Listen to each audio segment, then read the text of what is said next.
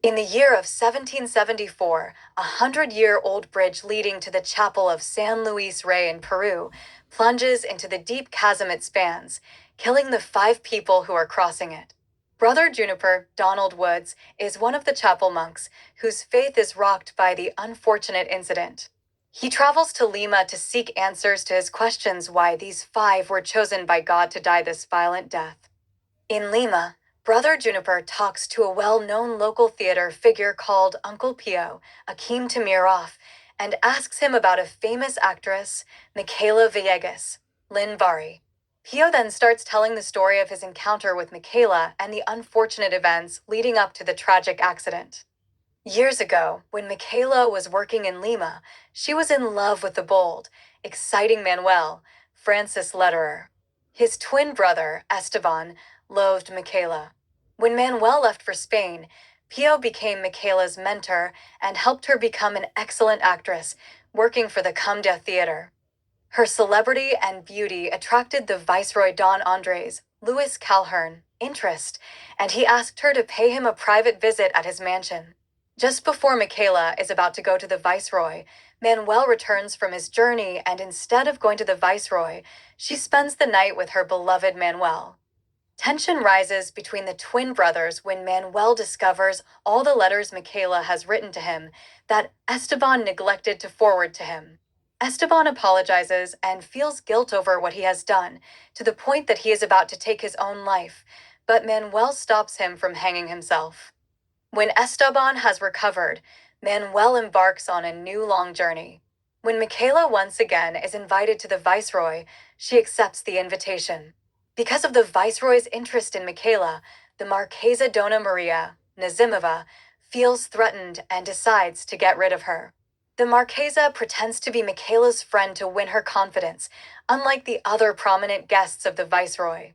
This is the end of Uncle Pio's telling of the story. Juniper goes on to visit the abbess, Blanchirca. She tells him about the Marquesa, whose daughter eloped to Spain and married a young aristocrat.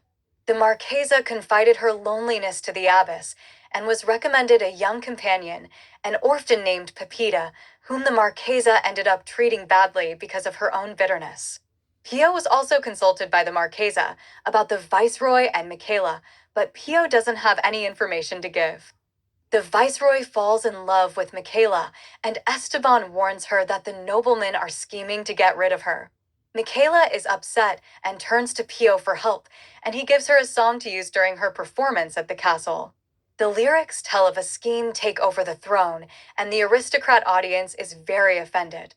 The Viceroy forces Michaela to apologize, but the Marquesa realizes how stupid she has been and in turn apologizes to Michaela.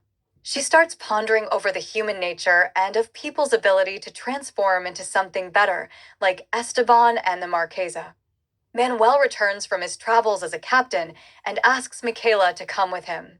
The Viceroy enters when they embrace and demands to see Manuel at his palace. Manuel is arrested that night since the Viceroy sees him as too much competition for Michaela. When the Viceroy is asked to return to Spain again, he asks Michaela to accompany him. She refuses because of Manuel's incarceration. She begs Pio for help to free Manuel from prison before going on a trip to the mountains with the Viceroy and his following. Pio manages to set Manuel free, but he is interrogated by the Viceroy afterwards. Pio advises the Viceroy not to kill Manuel, since it will make him a martyr. Following this advice, Manuel is pardoned, and Pio brings the signed document to where Manuel is hiding by the bridge to San Luis Rey. Soon after, the Viceroy and his small following, including Michaela, the Marquesa, Pepita, and their scribe Esteban, arrive at the bridge. The Viceroy crosses the bridge to the other side and is followed by the others. Just as Michaela is about to start crossing, Manuel turns up, stops, and kisses her. She manages to take only one step on the bridge when it collapses, sending the Viceroy, the Marquesa, Esteban, Pepita, and another man to their deaths. Michaela is pulled away and saved by Manuel.